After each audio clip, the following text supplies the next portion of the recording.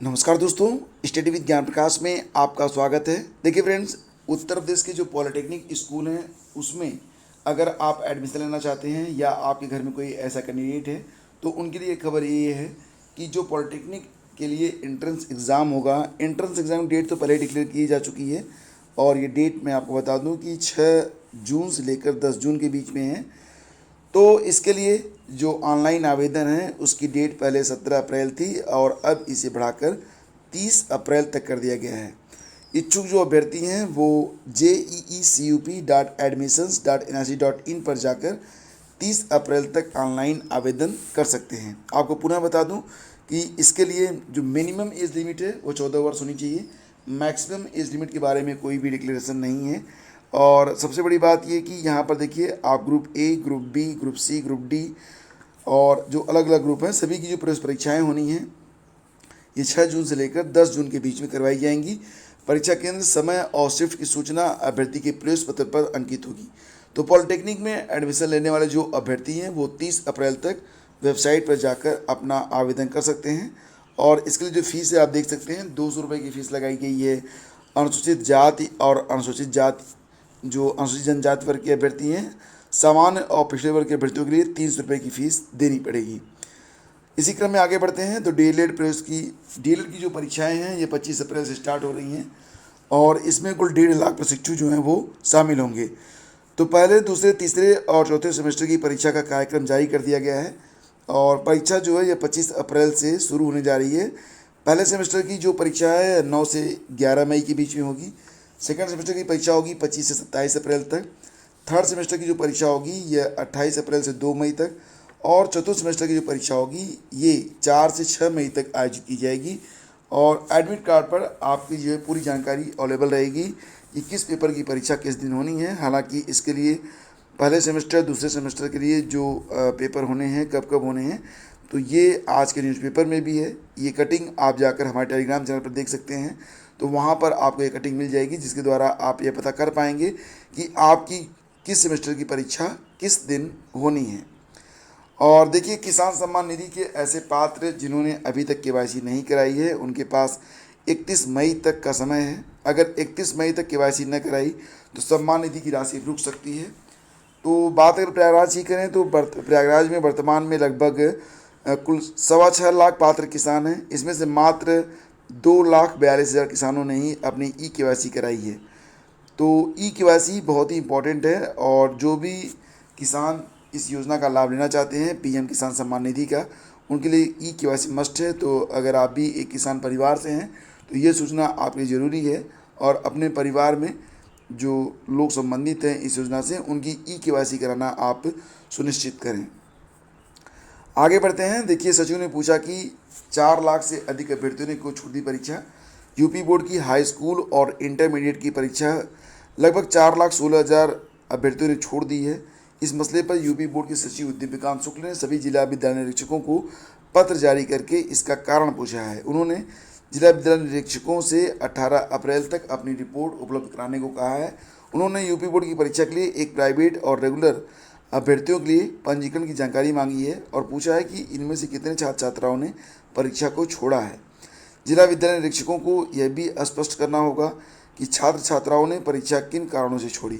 UP board 2022 की परीक्षा के लिए कुल 51,92,689 अभ्यर्थी रजिस्टर्ड थे और इसमें से 4,16,940 अभ्यर्थियों ने परीक्षा छोड़ दी है। तो क्यों छोड़ी, इसकी जानकारी बीएससी से मांगी गई है। और देखिए फ्रेंड्स, जो कट ऑफ जारी हुई है पीसीएस परीक्षाओं के बारे में, उसके बाद कुछ अजीबोगरीब मैटर जो है सामने आ रहे हैं।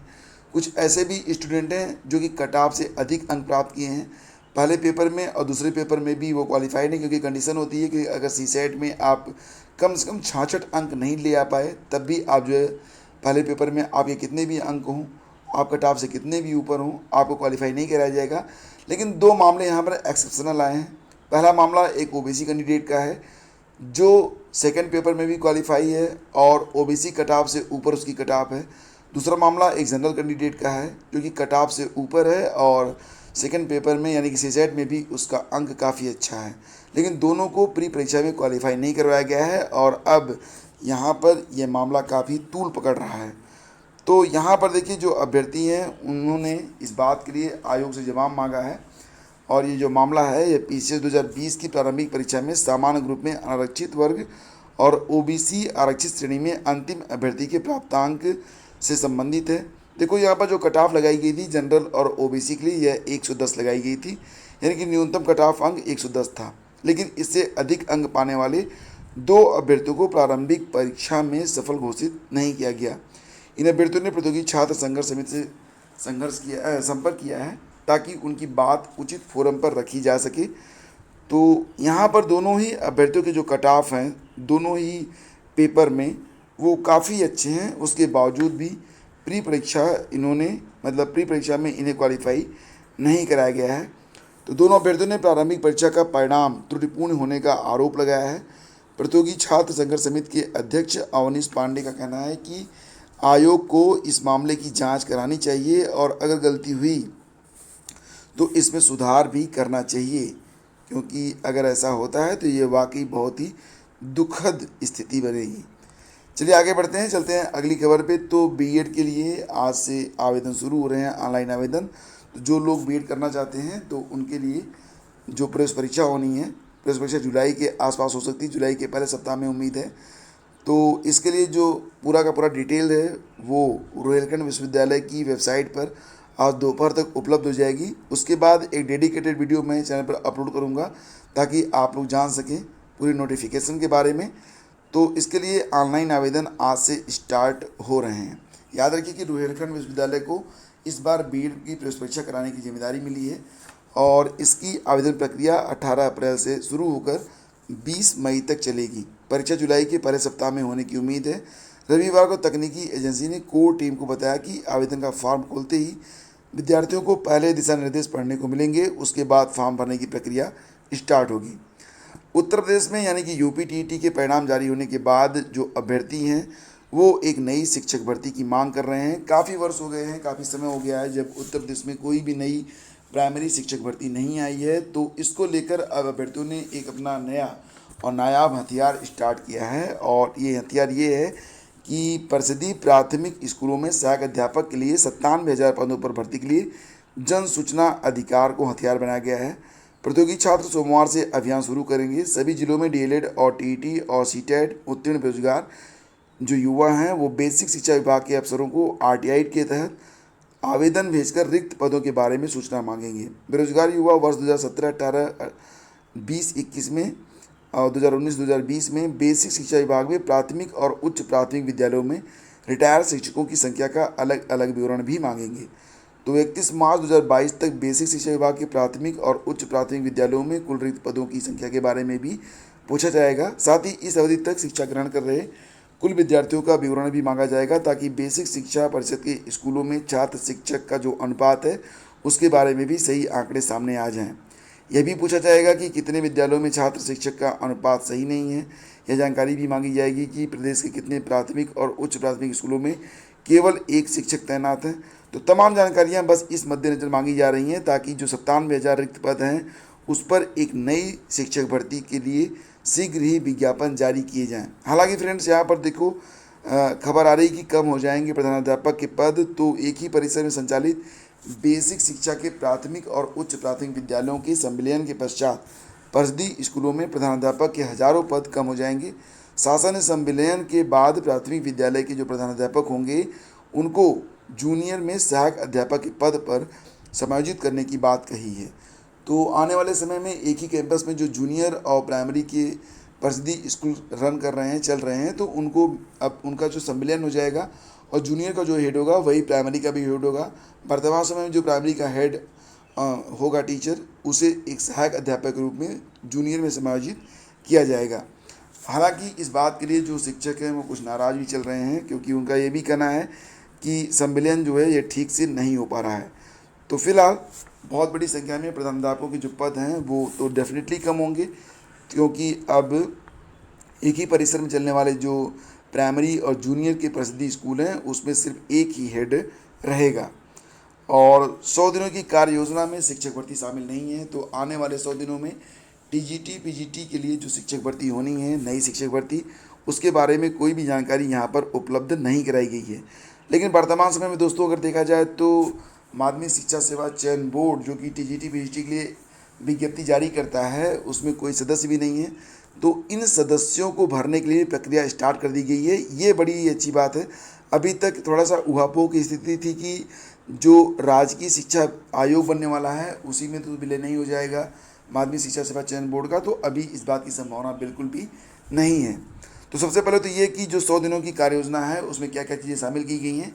100 दिनों की जो कार्ययोजना है उसमें शिक्षक भर्ती के अंतर्गत 2013 के जो 632 पद हैं और प्रधानाचार्यों की जो 2011 की कानपुर मंडल का चयन परिणाम घोषित किया गया है, तो इस पर काम होगा। इसके अलावा 2016 और 2021 में टीजीटी पीजीटी के जो चयनित अभ्यर्थी हैं जिनका समायोजन नहीं हो पाया है, उनके समायोजन की बात यहाँ पर कही जा रही है। तो बस इतनी चीज़ें यहाँ पर हैं। और एडेड स्कूलों में कितने पद रिक्त हैं, तो लगभग 7,000 से अधिक पद। एग्जैक्टली देखा जाए तो 4500 पद टीजीटी में हैं, 850 पद पीजीटी में हैं, 465 पद प्रधानाचार्य के हैं और 1413 पद प्रधानाचार्य में हैं। 2019 में इसके बारे में सूचना प्राप्त हुई थी। तो कुल 7,268 पद रिक्त हैं, ये सूचना अभी तक प्राप्त हुई है। विज्ञप्ति कब तक जारी होगी, तो इसके लिए देखिए शुभ संकेत मिलने शुरू हो गए हैं। और अशासकीय सहायता प्राप्त एडेड माध्यमिक विद्यालयों में प्रधानाचार्य प्रवक्ता यानी कि टीजीटी और पीजीटी शिक्षक भर्ती का चयन करने वाले माध्यमिक शिक्षा सेवा चयन बोर्ड प्रयागराज के लिए नए सदस्य का चयन होने जा रहा है। शासन ने 10 रिक्त पदों के लिए आवेदन मांगा है और सभी अर्हता पूरी करने वाले इच्छुक अभ्यर्थी 14 मई तक इसमें आवेदन कर सकते हैं। आवेदन पत्र का प्रारूप, अर्हता और अन्य ब्यौरा माध्यमिक शिक्षा विभाग की वेबसाइट madhyamikशिक्षा.upstc.gov.in पर अवेलेबल है। तो चयन बोर्ड में 10 सदस्य और एक अध्यक्ष का पद होता है। अध्यक्ष का जो कार्यकाल है वो अभी 1 साल शेष है। बाकी जो 10 सदस्य हैं जब उनकी नियुक्ति हो जाएगी उसके बाद, जैसा कि मैंने आपको बताया था कि लगभग 7,000 से अधिक पदों पर जो रिक्त पदों की सूचना मिल रही है उस पर अध्याचन भी प्राप्त हो चुका है। तो जैसे ही 10 सदस्यों की नियुक्ति हो जाती है एक नया विज्ञापन आपको देखने को मिलेगा। फिलहाल अभी 100 दिनों की जो कार्ययोजना है उसमें नया विज्ञापन तो शामिल नहीं किया गया, लेकिन निश्चित रूप से आने वाले समय में आपको टीजीटी पीजीटी का विज्ञापन मिलना बिल्कुल तय है और इसके लिए अब आप अपनी पूरी तैयारी कर सकते हैं। देखिए फ्रेंड्स, आपको एक बात यहाँ पर मैं बताना चाहूँगा कि आपकी एज कुछ भी हो, अगर आप 21 प्लस हैं और आप अगर 60 साल के तक के हैं तो सिर्फ एकमात्र यही एक ऐसी नौकरी है, गवर्नमेंट जॉब है जिसमें कोई एज लिमिट नहीं होती है। आप 40 साल क्रॉस कर चुके हैं कोई बात नहीं, आप 45 साल के हैं, आप 50 साल के अंदर आप 50 साल के हैं, अगर आपके अंदर जुनून है तो आप शिक्षक बन सकते हैं। और यही एक बहुत बड़ी खूबसूरती है जो कि सिर्फ यूपी टीजीटी में आपको मिलती है। अन्य प्रदेशों की जो टीजीटी पीजीटी भर्ती होती है उसमें भी एज लिमिट रहती है, DSSB वगैरह में तो एज लिमिट रहती ही रहती है। तो ये एक शानदार भर्ती होती है और मैं तो यही कहूँगा कि जो भी वैकेंसी आने वाली है इसके लिए आप अपने पूरे जोशो खरोश से लग जाइए।